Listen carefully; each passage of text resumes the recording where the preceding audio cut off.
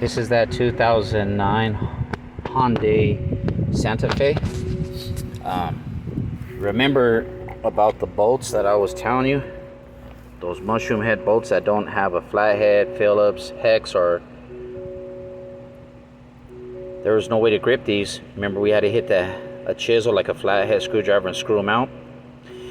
The reason why these screws, they come out really easy, and the reason why is because the top part of the body was made of metal, but the body itself is made of plastic.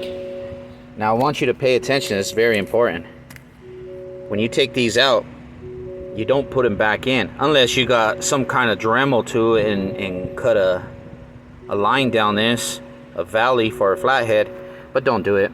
Go down to Home Depot, and the color of the bag is white, and that's the size right there.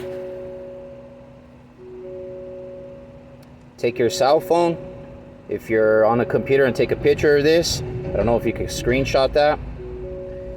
And these are $1, I believe these were $1.46 a piece. You only get one bolt in it, so you're gonna need two baggies to do it. You're gonna be tempted, if they don't have this baggie, you're gonna be tempted to go with see how this says 18. You're probably gonna wanna try to go with a 20 if they don't have it. Do not. The reason for that is because of the length of the bolt. You see, the length of it is the perfect length on when you buy the aftermarket. Let me show you what it looks like on here, and let me tell you why it's important to get exactly this bag from Home Depot. If that length is slightly just a little bit long, just a little bit, this body is not gonna allow you to sit that screw in there. Let's look at the screw on the top now. Notice it's a Phillips head now. See it? Right where I'm pointing at? It's a Phillips head now. Both of them. And see how the top bridge looks like a rainbow bridge? Well, that top fastener is made of steel, but the body is made of plastic. Take a good look at it. So look, that's the bolt, and that's the plastic. Well, the bolt doesn't go through the plastic. It doesn't. You may think it does because that reflection, but it does not. So that means if this bolt is too long, it's gonna stop, and you can't drive this bolt down any further. Thus, you're not gonna be able to tighten up that brace on top. Fastener, brace, whatever you want to call it. So it is very important that you get this, the length of it. Take this with you. But if you want to, if not, you could go ahead and get the bags that I got. And altogether, pretty much $3 for two of them. You only need two of them because there's one bolt per bag. These are the originals. I'm gonna keep them for further videos, maybe something cool.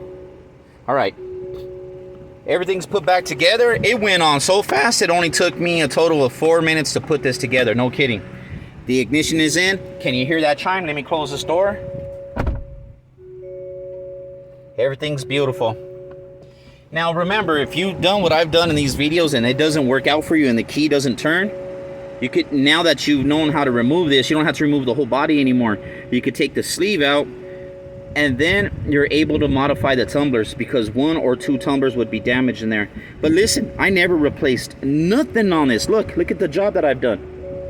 Once you take it apart and you reassemble, you can get everything back together by bending this or that, filing this or that.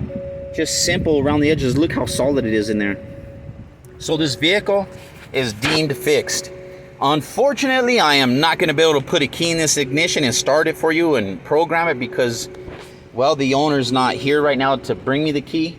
But I'm going to tell you right now, I'm pretty much confident in my work, and this should be ready to go. So let's go ahead and close the doors on this. Thank you for allowing me to use your vehicle for video purposes. All I have to do now is put the plastics back on. Remember where the bolts were at, just reverse process. And it's a very hot day. It's enough to give you a sunburn. We'll put the bottom plastics on. And even though you get this started, you're still gonna end up having to replace the key on the door when they broke it.